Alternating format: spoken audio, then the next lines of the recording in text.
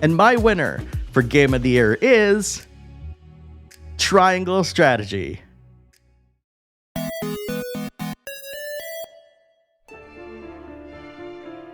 What's up everyone? Alex here. Up until the very last moment, the thought of which game would be my 2022 Game of the Year kept teetering back and forth. Yet the elegant design and unforgettable story I've experienced in Triangle Strategy kept pulling me back in, even after several months had passed. And after giving it some much needed time to sink in, I'm finally prepared to tackle talking about what I believe is one of the best RPGs of recent memory, ranking high up there with some of the best JRPGs ever made.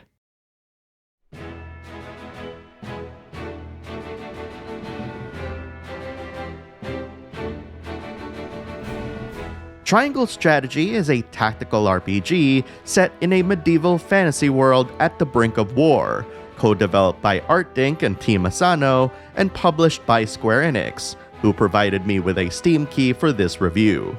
I was also gifted a Switch key by an anonymous fan, and the footage that you'll be shown will be taken primarily from the PC version of the game, though you will see Switch footage on occasion.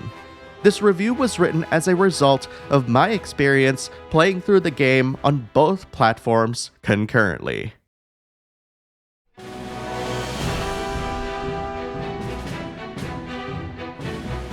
Having played through both Tactics Ogre Reborn and Shining Force recently gave me a unique appreciation and perspective for what Triangle Strategy attempts to do with its gameplay. Things such as having to earn 100 experience and only 100 experience to level up, as well as upgrading classes at specific intervals, all reminded me of Shining Force, while the changing climate and the game's handling of verticality reminded me of Tactics Ogre Reborn. And if you're a tactical RPG veteran who has played through countless games in the genre, you'll no doubt see many other inspired features. It's in this sense that Triangle Strategy's design is very much inspired by the entire history of tactical RPGs, much like how its designers created Octopath Traveler, with inspiration from traditional turn-based JRPGs. One aspect of Triangle Strategy that I really like is how every member of your army is of a different class, which gives them unique skills and passives. This forces players to have to create parties composed of different classes that synergize and complement each other well.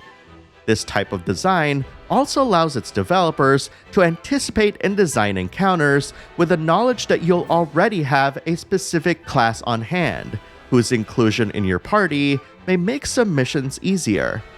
It's because of this that Triangle Strategy does not have any permadeath whatsoever, as you simply cannot train someone else in a particular class to replace one that's passed on.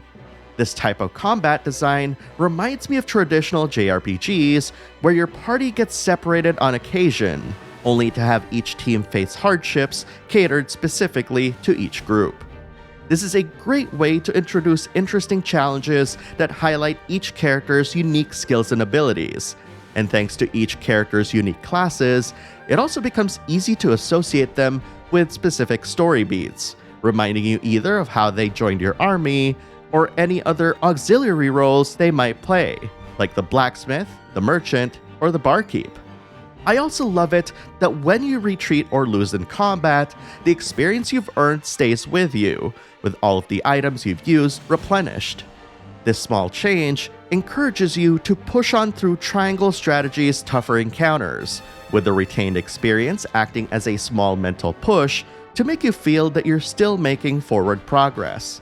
In this case, the word experience is more than just a representation of your character's numerical strengths, as it also describes the mental resilience you built up by continuously challenging the game's plentiful missions and pushing past defeat, should you encounter it.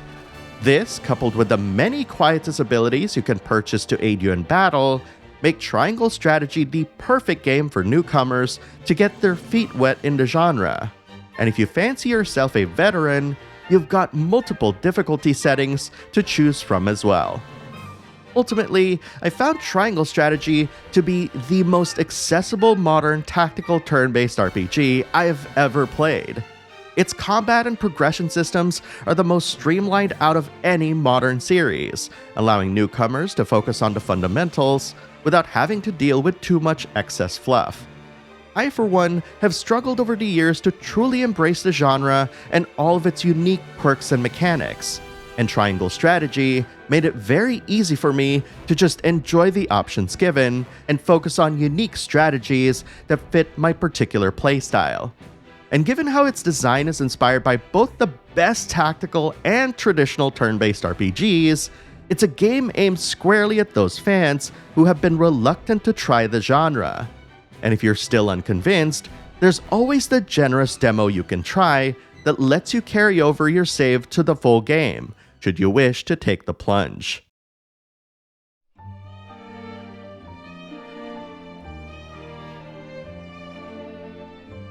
With so much writing for it in the gameplay department, you'd think that Triangle Strategy's criticisms would get a pass from me, right? Not so much, especially if you're playing the game on the Switch. More specifically, there are moments in the game where the frame rate just grinds to a crawl, particularly noticeable in one mission early on that has structures bursting into flames. I particularly am of the mind that if a game isn't asking me to engage in pixel-precise platforming or action, then these performance hitches don't bother me one bit, as I grew up playing NES games that featured copious amounts of slowdown. That said, it is fun to play Triangle Strategy on a PC at 120Hz. Regardless of the platform you play it on, however, I do have to mention that the font can be difficult to read. In order to improve its legibility, I think the font needs to have a little bit more weight, as the stem of many of its letters are a bit too thin that it sometimes disappears, depending on how you view it. Also, some dialog boxes exhibit some mild shaking and jittering, making it a little challenging to read at times. The fix for this seems to be to disable the slight rotation that happens via options, but I would have preferred it if these movements were detected and addressed by the engine itself. There are also criticisms with regards to the voice acting and the story, with many citing that these story sequences go on for far too long. This is particularly more noticeable in the beginning, where the game spends a lot of time establishing the lore than getting us into frequent action.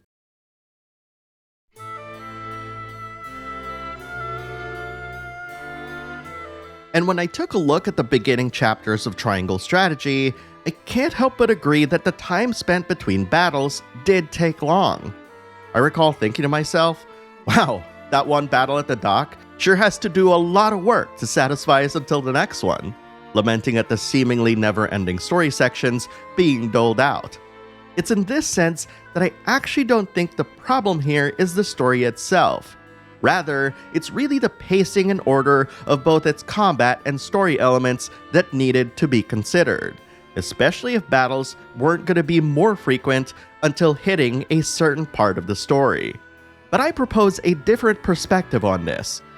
Triangle Strategy wants us to feel like nothing noteworthy is going on by purposely making its battles infrequent. This gives us the impression that we're in the middle of peacetime, and that each nation has moved on from the Great Salt Iron War. On the other hand, these are moments that give us a false sense of security, leading us to be too comfortable and ease our guard. This time of peace also allows Triangle Strategy to firmly establish its backstory and front-load a ton of character development in the process. And when you consider that detailed characterizations have little to no place in the punishing rapidity of war and invasions, this design decision makes a lot of sense. In other words, there's none of your typical JRPG melodrama here when the war finally erupts. My favorite example of these aforementioned characterizations happens to be when we're introduced to Thalas and Erica, a pair of pureborn Esfrosti siblings who, at first glance, seem to have a knack for cutting remarks at anyone they feel is lesser than them. Yet those same remarks also depict a sense of insecurity, for despite young Thalas being handed a position of power, he constantly feels as though his position is threatened. His paranoia is a reflection of the "May the Strongest Survive" creed that the citizens of Esfrost live by, a nation that proudly boasts that one's contributions should be the measure of the man, despite having a caste system that makes the weak weaker and the strong stronger. Trapped at the center of all this turmoil is young Serenoa Wolfort, the leader of House Wolfort, which serves the monarchy of Glenbrook, was also best friends with Prince Roland, the youngest in the royal family.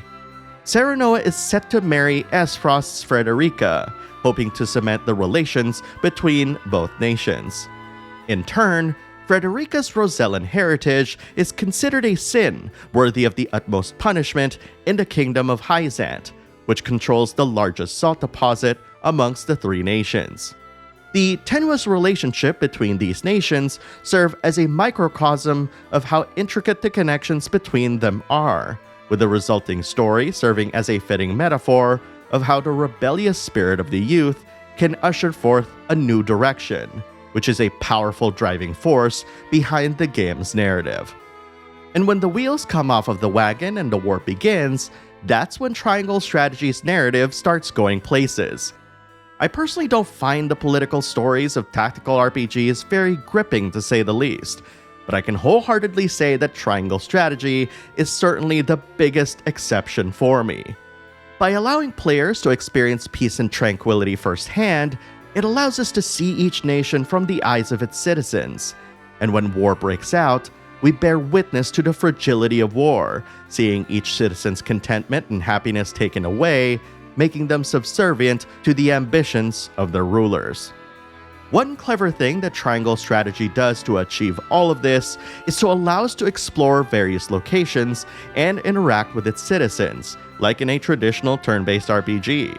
This one feature serves a two-fold function. From a storytelling standpoint, it allows us to empathize with the plights of the citizens and gain conviction points. I'll go over conviction later. But the second function is really clever.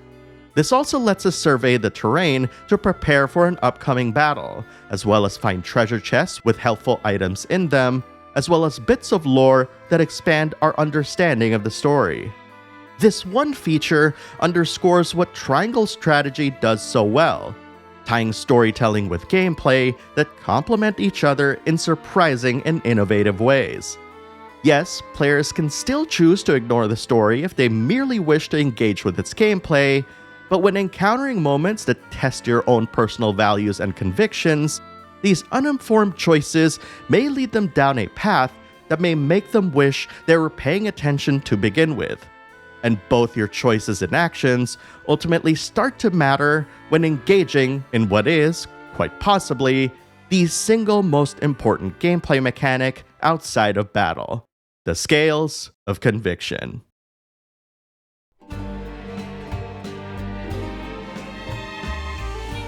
At first, you might think of the scales of conviction as a sort of weird and protracted way to work towards a specific ending in Triangle Strategy, of which there are 4. I sure did.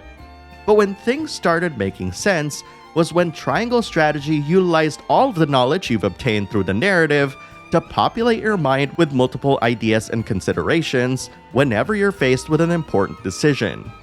And unlike other games with so-called freedom of choice, these aren't your typical good or evil choices either.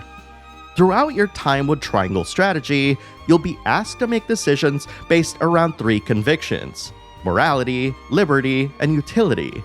And these not only decide your path towards a specific ending, but also determine which characters you'll meet along the way, making it impossible to recruit every single character in your first playthrough.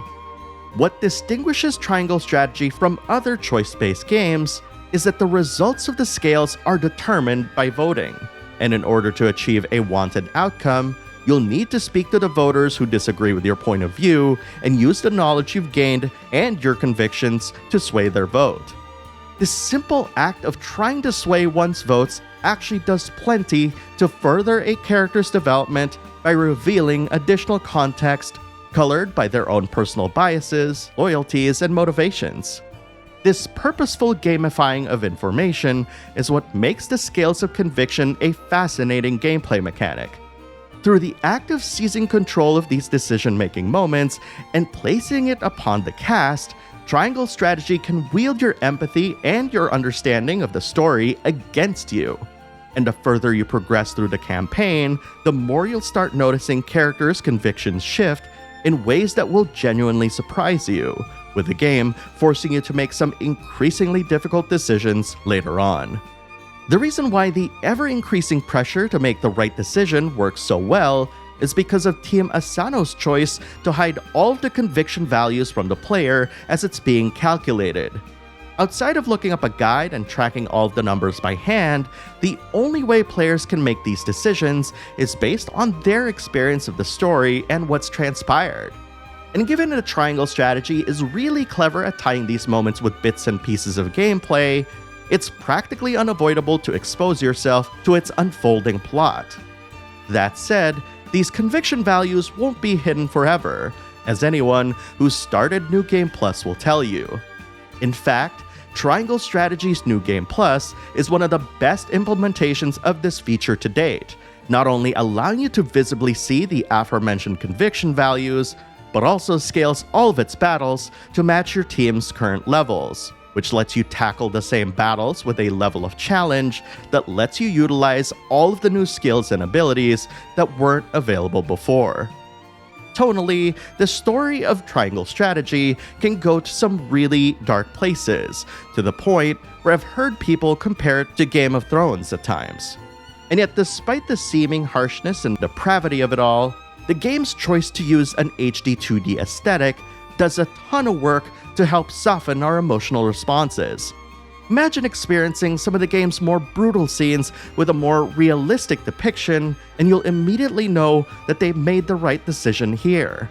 And yet, despite its simplified presentation, every sprite, polygon, and piece of artwork, right down to the color choice, all reinforce the concept that Triangle Strategy's world is harsh and cruel, offering no respite to its citizens or cast. Leaving the story and presentation behind, I want to take the time to address the game's voice acting, which was cited as a criticism. At first, I shared many of the sentiments regarding the English voice acting feeling a bit Americanized, and not the expected British accents that fit better with the setting. Truthfully, this preference eventually melted and gave way to experiencing some truly heartfelt moments. More importantly, I began to understand that the reason why these performances were done in a specific manner is so that they could closely match the pace of the text appearing on screen. I've played a ton of RPGs where the voice acting went on far too long after the dialogue's been fully displayed, and in those moments, I found myself skipping the performance in lieu of getting to the next bit of dialogue. It's in this sense that despite the weird quirks of its performances, that I've appreciated the effort put into this, though I can see how others might think that this isn't their cup of tea.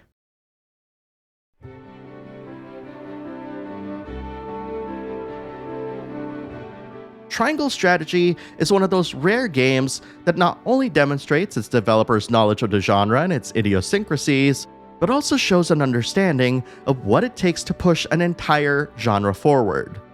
While visually, its roots may look like it's firmly planted in the past, there is so much consideration and care that was given to make the gameplay experience as pleasant to everyone as possible, all the while delivering a level of challenge that will test even the most hardcore genre fans.